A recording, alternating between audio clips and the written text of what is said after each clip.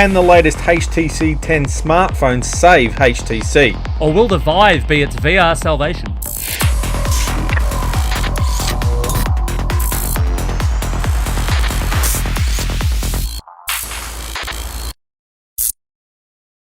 Welcome to Vertical Hold, the tech show where we channel surf through the headlines in search of the big picture.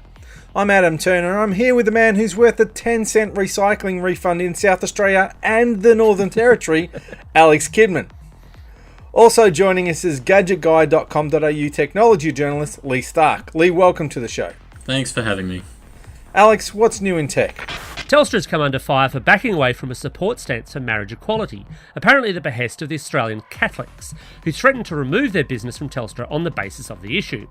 Telstra has issued a sort of, but not really, denial, where it states that it's backing away from discussing the issue due to the upcoming plebiscite, but it still supports marriage equality somehow. There are more than 25 million old discarded phones sitting around in Australian drawers, more than one for every man, woman and child, according to smartphone recycling service Mobile Muster. 4 million of these old phones don't even work, yet we still hang on to them rather than putting them in the recycling bag included in the box when you buy a new phone.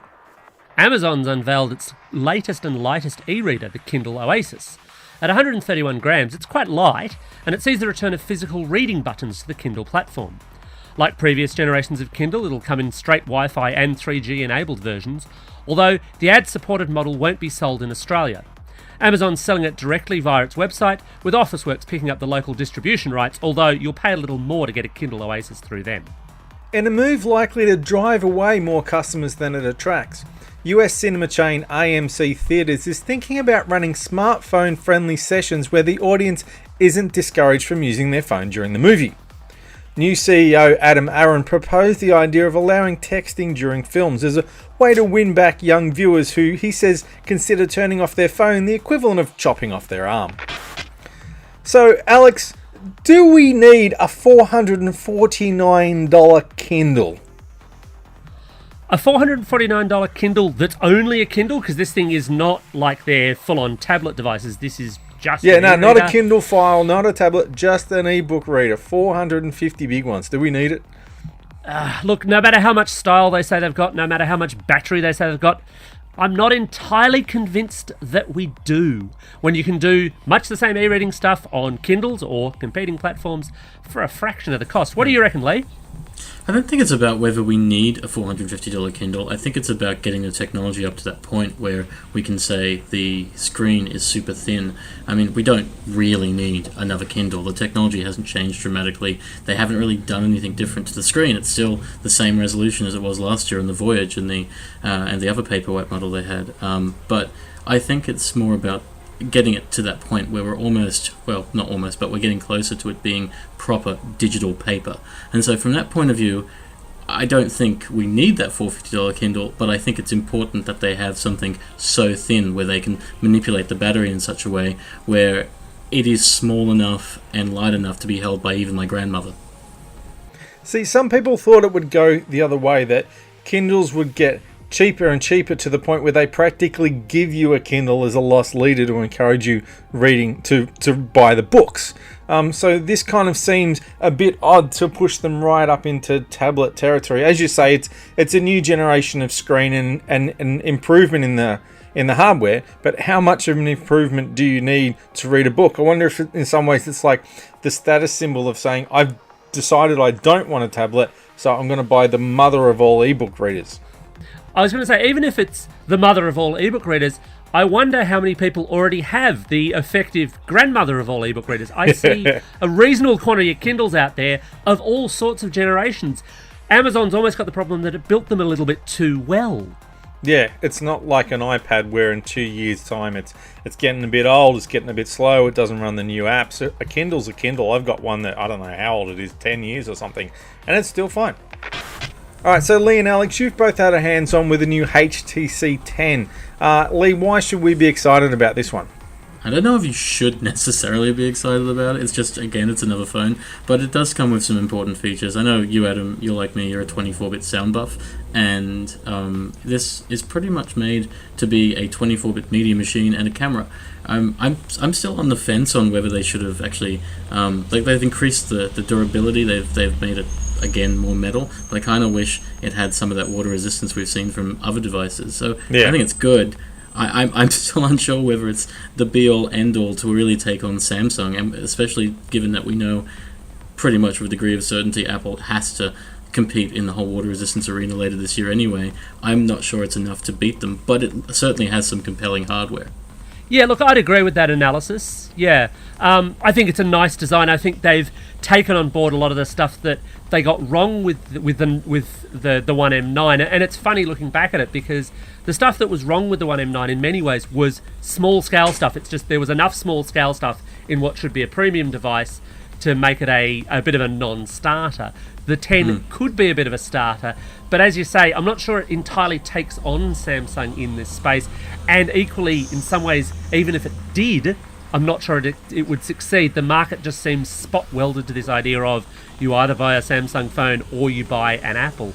And I think in some ways that's a bit sad because, as you say, there's some cool stuff in here. The Ultra Pixel story is one that HTC's told for a number of years, and I know you are a big camera buff. Has the shift up to a 12 megapixel Ultra Pixel camera at the rear made you more excited? Because I know for previous HTC models you were a bit iffy about low megapixel but high sensor size devices. So Ultra Pixel is this really interesting one because for a long time nobody was actually improving anything in phones. It was just more megapixels. It was a megapixel myth all over again. And HTC was the first company to really say, let's make the sensor or the pixel size bigger on the sensor, which is important. It lets more light in. It results in high quality images and better sensitivity in low light situations, which is pretty much anything that isn't a bright sunny day or an overcast day. So that's super important. Back when they first announced it on the 1M7, this was like 2013 or 2012, something like that. It was important, but they didn't define ultra pixels as megapixels. You would ask them what is an ultra pixel, and they would say it's an ultra pixel. And we found out later on it was 4 megapixels, which was kind of a pain because you had to get your head around the fact that 4 megapixels back then wasn't enough, but they wanted to push forward with it. The technology never really adapted. The market was pushing for more megapixels. Instagram wants more size, Facebook wants more size, and so they shifted ultra pixel to front facing, which makes sense when you're talking about selfies, but still it wasn't really going anywhere. For this generation, they're saying again it's more megapixels again. It's up to 12 ultra pixels, which is just 12 megapixels. So we have a defined number as to what ultra pixel finally is, but it's just a bigger pixel on the sensor, less noise. I don't know whether it's enough to really win. It does have the same DxO rating as the Samsung. During our briefings, they said to everyone that it's the highest rating. Well, it's not actually the highest rating. It's tied with the S7 and S7 Edge, so it shares they missed the out that highest critical rating. word equal. Just happened to just forgot to mention it. Yeah.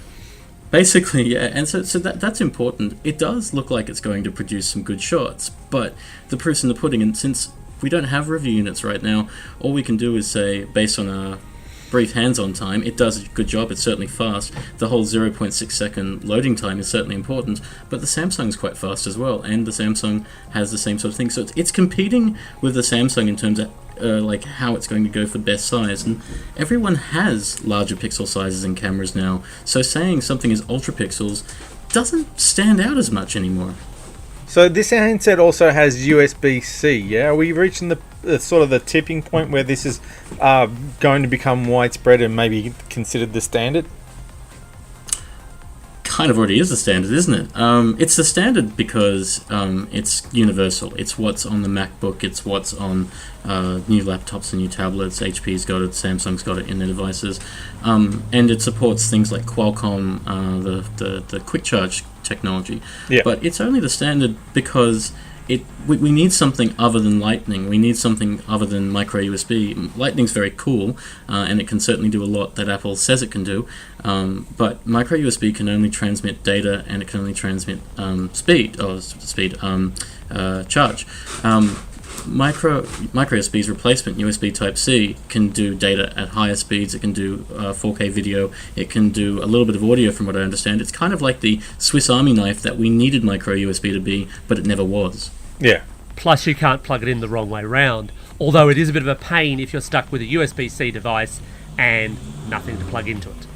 You can break it though. I mean, everyone says that it's not breakable, but because I'm trying to look at the one that's plugged into the device I'm recording on right now, and when you realize that the inside on the laptop is actually the X, you realize that if you pull it the wrong way, breaking it is something that can actually happen. So if people look at Lightning, they look at micro USB, they look at USB Type-C because of their small design as something that's unbreakable. And that's not the point. You still have to kind of be careful with these things. So on the one side, you can't jam it in the wrong way, which you can on some of the micro USBs. Oppo's micro USB connectors are a little bit different than everyone else's. They have a little bit carved out that makes them a little bit more complicated.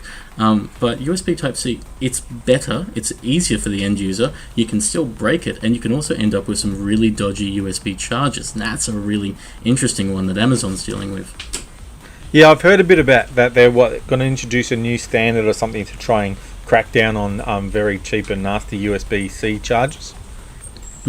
There's also a guy at Google who's doing some really cool testing. He's taken it upon himself as part of the Pixel testing to make sure he tests every single USB Type-C to see which one blows up. And he did actually manage to blow up a Chromebook Pixel with one of the dodgy USB-C adapters on Amazon. So it's kind of like the Lightning chargers, which don't provide enough power. It's like the micro USB ones, which didn't quite work properly. USB Type-C is a better connection standard, but it's not perfect. I want that guy's job. I want to be like the Mythbusters of Google. It just gets to blow things up. Until you get electrocuted. Yeah. HTC obviously doesn't just have the 10 as its kind of as its saving grace, because it's no particular secret that the company's had a few financial misfortunes of late. It's also very heavily investing in the Vive, but there's a lot of competition in that space, and we've touched on VR in previous episodes. Leigh, do you reckon the Vive can save HTC if the 10 doesn't?